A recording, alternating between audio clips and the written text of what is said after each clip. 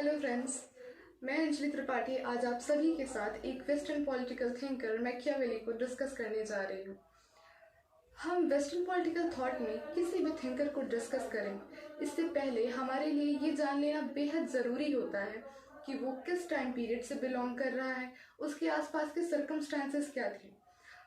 पहले western political thought को समझने के पहले हम ये जान लेते हैं कि जब एंटायर थॉट की हम बात करते हैं तो वो 3 टाइम पीरियड में डिवाइडेड है, like ancient political thought, medieval political thought and modern political thought. And interestingly, Machiavelli does not belong to any of these 3 time periods. He is known as a transitional thinker of a transitional period. Why so? Because Machiavelli के thought में कुछ ऐसी बातें थी जो medieval से हटकर थी और कुछ ऐसी बातें थी जो मॉडर्न थॉट का बेस बना रही थी। जब हम थॉट को आगे पढ़ेंगे we will get to know. For example, medieval era में चर्च सेंट्रिक बातों पर बहुत ज़्यादा गौर किया जा रहा था। Example, thinkers like Saint Augustine. But जब मैकियावेली आते हैं तो ये कम्प्लीटली रिलीजन को स्टेट से अलग रखते हैं। वो कहते हैं कि स्टेट के काम में रिलीजन का कोई ज़रूरत नहीं है, रिलीजन को इधर नहीं रखते हैं। ठीक है, तो मैकियावेली का जो टाइम पीरियड है वो 1469 से 1527 तक है। और लास्ट की तो ये भी कहते हैं कि entire renaissance is shown in the work in the writings of Machiavelli. Laski says that entire renaissance is shown in the thinkings and writings of Machiavelli. Why so? पहले हम मैकियावेली की लाइफ की थोड़ी सी कहानी जानते हैं। Machiavelli belongs to a state known as Florence which was in Italy in those times. Italy का structure हम आज मैप में कुछ ऐसा देखते हैं।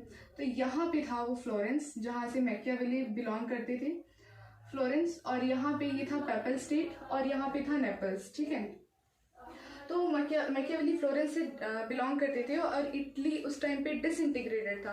तो मैकियावेली का जो कोर कंसर्न था इट वाज कि हम कैसे अपनी स्टेट को एक स्ट्रॉन्ग स्टेट बनाएं, क्योंकि उस टाइम पे मैकियावेली वाज अ डिप्लोमैट। वो कई अलग अलग स्टेट्स में रह करके आए थे, देख करके आए थे कि लोग बेसिकली ग्रीडी हैं, नेशंस ग्रीडी हैं, हर किसी का एक दूसरे से आगे निकलने का रेस चल रहा है। तो ऐसी स्थिति में हम अपने स्टेट को स्ट्रॉन्ग कैसे बना सकते हैं?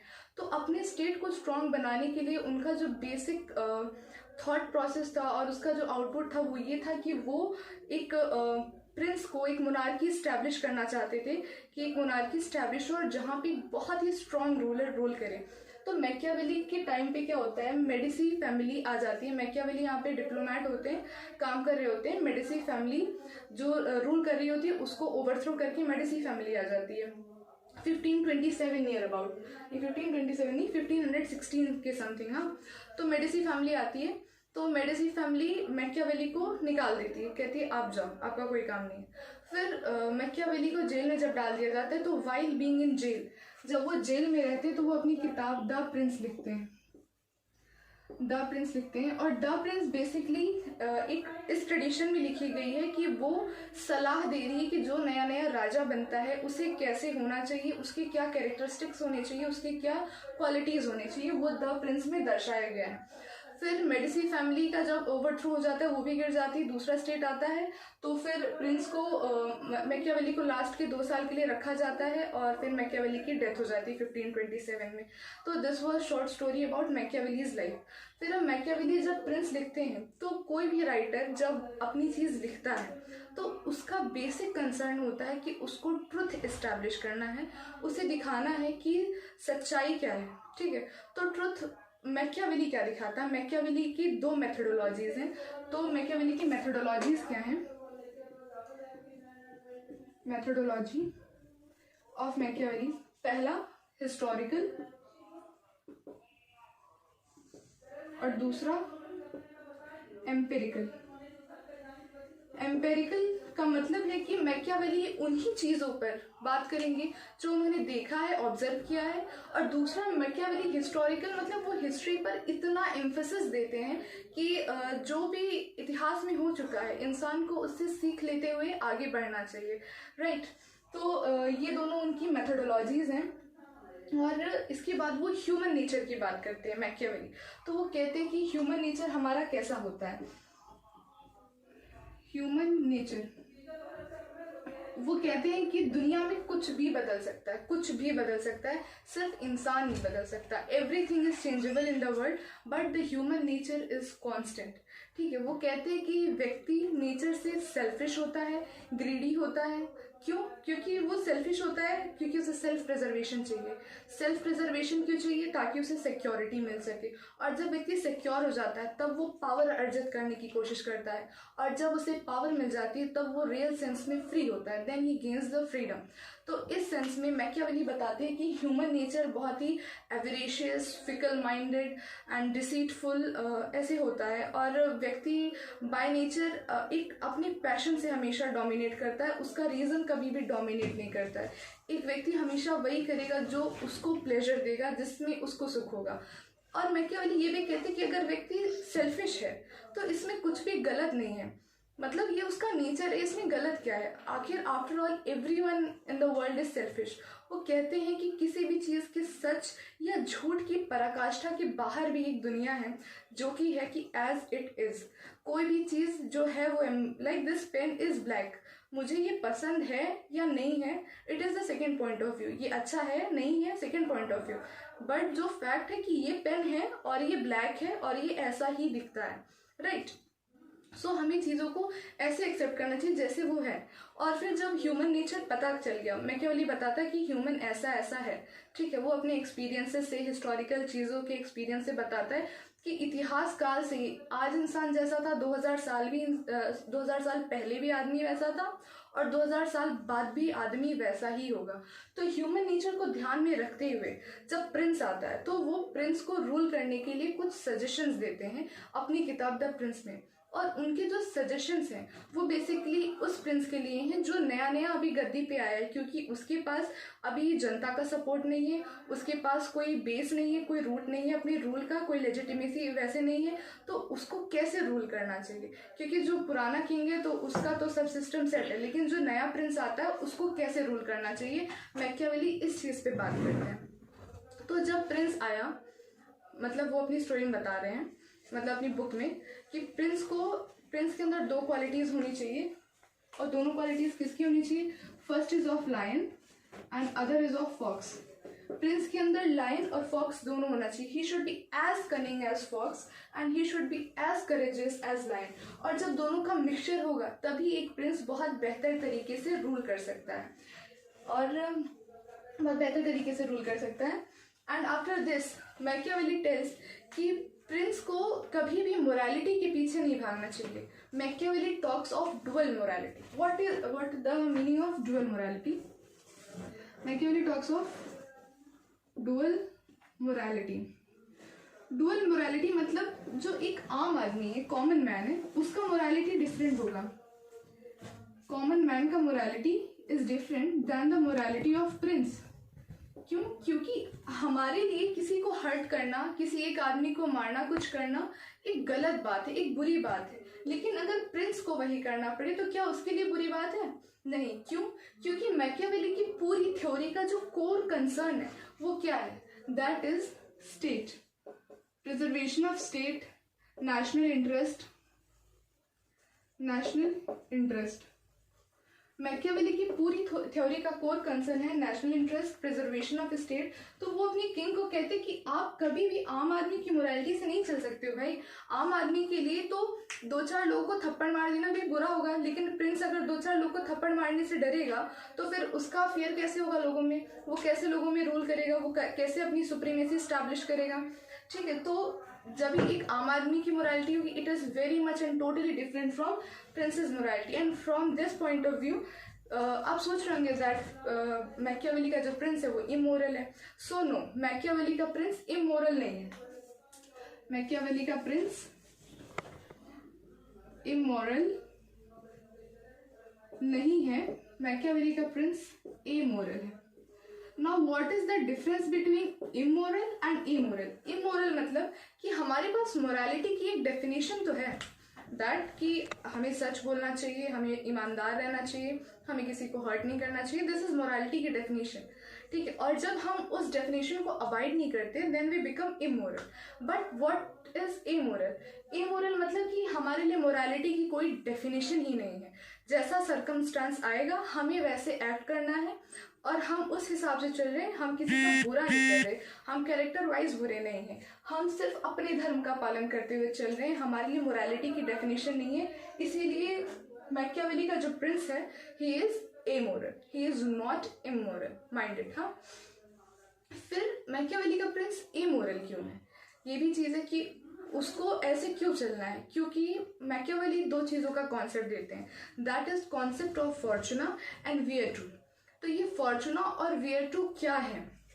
वियरटू माइंडेड, इसको कभी वर्च्यू नहीं पढ़िएगा, दैट इज डिफरेंस, ठीक है, different. Fortuna, fortuna very much like luck and virtu. Machiavelli कहते हैं कि हम नहीं जानते कि कब समय बदल जाए, आज कोई चीज़ कैसी है, परिस्थितियाँ कैसी हैं और कल परिस्थितियाँ कैसी होंगी। Everything in this world is very unpredictable, very unstable, right? We do not know that what is going to happen the next moment, things are unexpected to come. तो फॉर्चुना है, that is known as fortuna, ठीक है। लेकिन क्या ऐसी स्थिति में, ऐसी दुनिया में जहाँ हम नहीं जानते कि अगले पल क्या होने वाला है या क्या आने वाला है, और उस स्थिति में अगर हम एक सेट रूल्स को, सेट प्रिंसिपल्स ऑफ मोरल्स को फॉलो करेंगे, वो हमारे लिए सही होगा? नहीं, it would become a recipe for disaster. Why it would become a recipe for disaster? आम आदमी के लिए तो चलेगा, लेकिन a prince who is ruling a nation, अभी कल को हमारे ऊपर हमला हो रहा है, लाइक हमास ने इसराइल पे हमला किया है। अब इसराइल का रूलर ये सोचे कि अगर मैं रिटेलिएट करूंगा भाई तो वहाँ के लोगों की जान चली जाएगी, ठीक है। तो वहाँ के लोगों की जान का सोचने में आपके लोगों का भी तो जान जा रहा है भाई। आपको पहले अपने नेशनल इंटरेस्ट के बारे में सोचना है, अपने स्टेट के प्रिजर्वेशन के बारे में सोचना है, राइट? तो उस हिसाब से उसको एक्ट करना पड़ेगा। इसराइल ने कुछ नहीं किया था पहले, हमास ने पहले हमला किया, right? It was not expected कि अचानक ही ऐसे 5000 मिसाइलें दाग दी जाएंगी, राइट? तो फॉर्चुना यही है कि हम जो एक्सपेक्ट नहीं किए होते हैं वो भी हो जाता है। तो इससे डील करने के लिए किंग को या प्रिंस को क्या चाहिए? वियरटू चाहिए। And what is virtu? These are the qualities, aptitude, skills in the prince जो उसके अंदर हैं कि वो बहुत ही आसानी से मोल्ड किया जा सकता है। वो अपने आप को इन्फिनाइटली फ्लेक्सिबल रखता है कि हम ज़रूरत पड़ने पर ऐसे हो जाएंगे, हमारे राज्य को जब हमारी ऐसी ज़रूरत होगी हम ऐसे हो जाएंगे, हम किसी मोरालिटी से बाउंड नहीं होंगे। And that is what is the concept of virtu, ठीक है। फॉर्चुना एंड वियरटू का कॉन्सेप्ट ये है। Now what happen, human nature हो गया, प्रिंस की क्वालिटीज हो गई, फॉर्चुना एंड वियरटू हो गया। अब आप सोचते हैं कि मैकियावेली का एक आइडियल किंग कौन है? मैकियावेली का एक आइडियल किंग है सीजर बोर्जिया। सीजर बोर्जिया, ये मैकियावेली इसकी एडमिनिस्ट्रेटिव स्किल्स की तारीफ करते हैं, इसके कैरेक्टर की नहीं तारीफ करते कि अंदर से आदमी अच्छा है। ये बोलते कि एज अ प्रिंस ये अच्छा है। क्यों? सीजर बोर्जिया की स्टोरी बहुत इंटरेस्टिंग है, लेट्स लिसन। सीजर बोर्जिया एक किंग होता है एक राज्य का, तो वो दूसरा राज्य लड़ाई करके जीत लेता है, ठीक। लेकिन दूसरे राज्य के लोग उसका राज मानने के लिए रेडी नहीं होते, उसको टैक्स देने के लिए रेडी नहीं है, उसका लॉ मानने के लिए रेडी नहीं है, ठीक है। तो क्या करता है सीजर बोर्जिया? कुछ मर्सिनरी को, एक मर्सिनरी को वो भेजता है, कहता है जाओ तुम्हें उस राज्य के लोगों को मनवाना है कि मेरा ही रूल चलेगा, मेरा ही लॉ चलेगा, मुझे टैक्स देना पड़ेगा। तो वो मर्सिनरी जाता है, वहाँ पे माओ को, बच्चों को काटता है, पीटता है, सब पूरा दहशत फैला देता है वहाँ पे। तो लोग डर के मारे अपनी जान बचाने के लिए लॉ भी मानने लगते हैं, उसको टैक्स भी देने लगते हैं। लेकिन अब क्या, वहाँ पे लोग मानने लगे, ये वापस आ गया, ठीक है, सब कुछ सिस्टम से चल रहा है। लेकिन डर भी हमें इतना देना है ना कि डर हद से ज़्यादा ना हो जाए कि लोगों को लगे कि आप ज़्यादा से ज़्यादा क्या ही कर सकते हो, मार दोगे ना, मार देने से ज़्यादा तो कुछ नहीं करोगे, ठीक है, मार देने से ज़्यादा तो कुछ नहीं करोगे, ठीक है। तो सीजर बोर्जिया सोचता है कि चलो अब राज्य को हमने डरा तो दिया, राज्य हमारे अंडर भी आ गया, अब राज्य के लोगों को खुश भी किया जाए, वरना उन लोग के अंदर से डर की फीलिंग खत्म ही हो जाएगी। हद से ज़्यादा डर देंगे तो डर भी खत्म हो जाएगा, ठीक है। तो वो क्या करता है, उस स्टेट में, उस टेरिटरी में एक मेला ऑर्गेनाइज करता है, ठीक है। वहाँ पे लोग, वो क्या जानता है कि लोग की लाइफ ऑलरेडी कॉम्प्लेक्स, लोग परेशान है, लोगों को अगर कुछ देना है तो हमें खुशी देनी है, तो खुशी देनी है तो क्या करना है, पार्टी ऑर्गेनाइज कर दी, अच्छा खाना शराब सब है, आओ सब लोग एंजॉय करो। तो लोग गए उस पार्टी में, सबने बहुत एंजॉय किया। सीजर बोर्जिया खुद आए उस पार्टी में, तो लोगों ने सीजर बोर्जिया की बहुत तारीफ की कि भाई आप हमारे बारे में कितना सोचते हैं, आपने पार्टी ऑर्गेनाइज की and you did everything very well. फिर उनमें से कुछ लोग निकल के आते हैं, वो शिकायत भी करते हैं। वो कहते हैं सर सब कुछ तो ठीक है, लेकिन ये नहीं ठीक है, आपके मर्सनरी ने आकर के हमारे इतने लोगों को मार दिया, कितना पेन हुआ हमें आपको पता है। तो सीजर बोर्जिया कहते हैं अच्छा ऐसा हुआ था, मुझे तो पता ही नहीं। सोचो, वो उसने खुद ही भेजा था पर पूछता है अच्छा ऐसा हुआ था, मुझे तो पता ही नहीं। तो वो वहीं खड़े खड़े मेले में बुलाता, कहता है उस मर्सनरी को लेकर आओ। लेकर आते, पूछते हैं यही था, सब कहते हैं हाँ यही था। तो क्या कहते हैं कि गला काट दो इसका। भरे मेले में उस मर्सनरी का गला काट दिया जाता है। तो क्या लोग को संदेश क्या देना चाह रहा है वो, कि ये जो राजा है ये हमारे लिए कुछ भी कर सकता है, ये हमारी सेफ्टी सिक्योरिटी हैप्पीनेस के लिए कुछ भी कर सकता है। पहला संदेश जनता में ये गया, जनता वॉज वेरी हैप्पी। दूसरा संदेश जनता में क्या गया कि अगर ये स्टेट के लॉ एंड ऑर्डर को मेंटेन करने के लिए अपने मर्सनरी को, अपने आदमी को मार सकता है, तो सोचो फिर ये हमारे साथ क्या कर सकता है। इसीलिए भाई सब लॉफुली रहो। तो सीजर बोर्जिया की स्टोरी के थ्रू वो बताने की कोशिश करता है कि प्रिंस को ऐसा होना चाहिए, ऐसे सिचुएशंस में उसको ऐसा परफॉर्म करना चाहिए।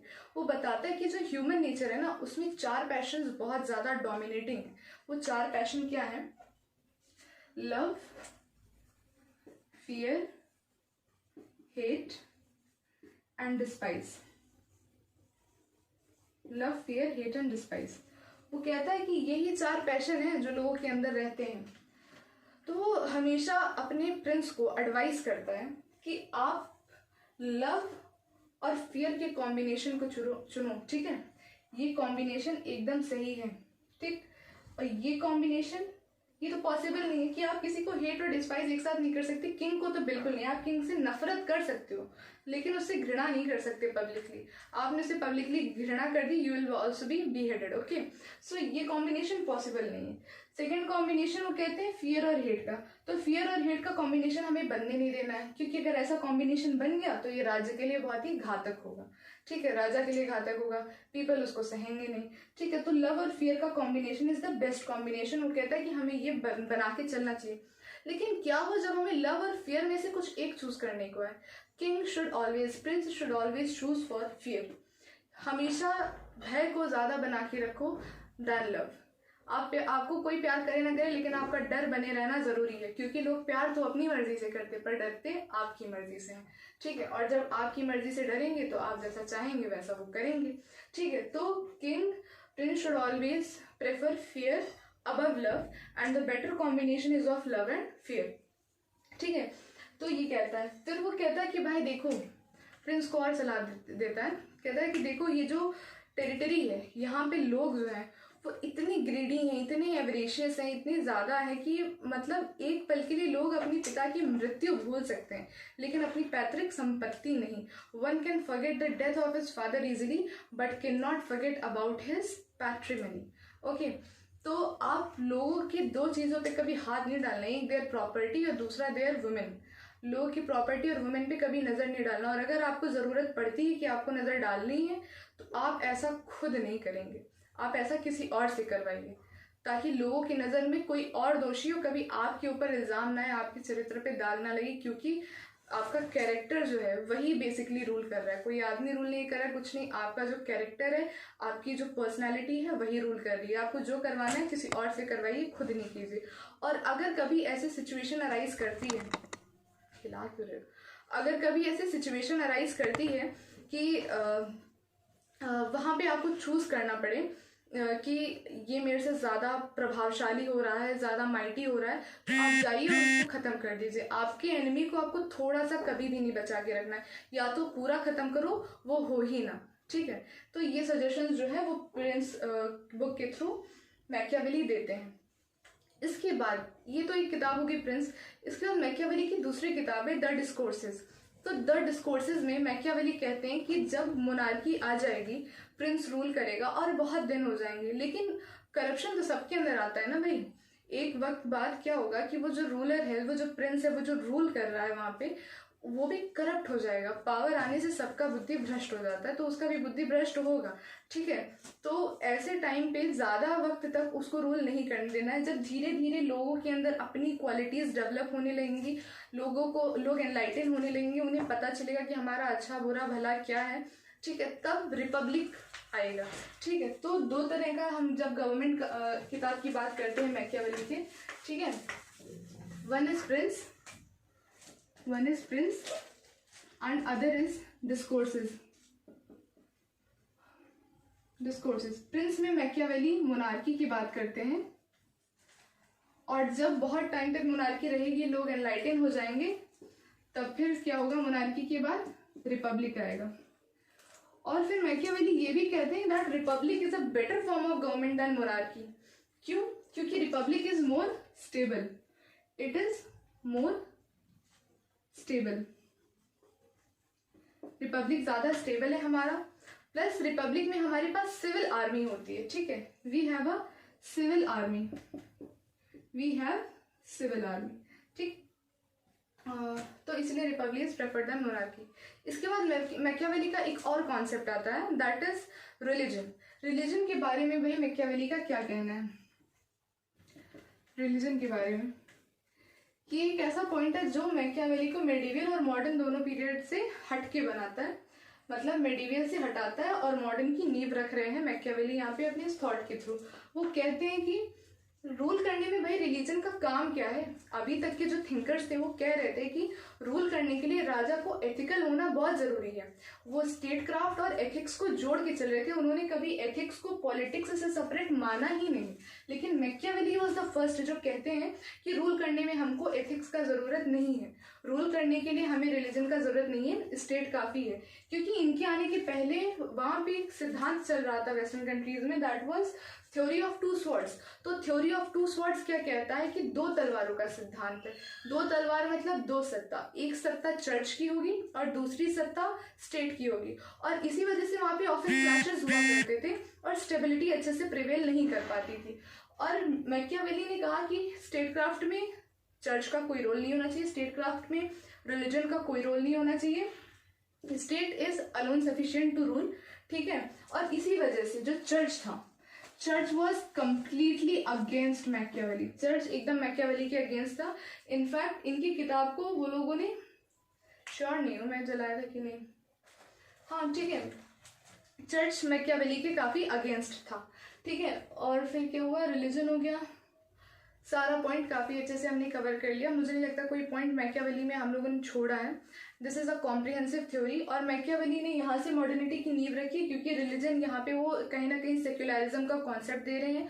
और ये जो मैकियावेली का पूरा कॉन्सेप्ट है, that gives the theory of political realism. क्योंकि पॉलिटिकल रियलिज्म जो है वो बताता है इंटरनेशनल लेवल पे कि जैसे स्टेट्स हैं आपस में, अपने आप में तो सॉवरेन है, पर आपस में उनका लगातार युद्ध चल रहा है आगे बढ़ने का, they are in the constant competition to go far than each other.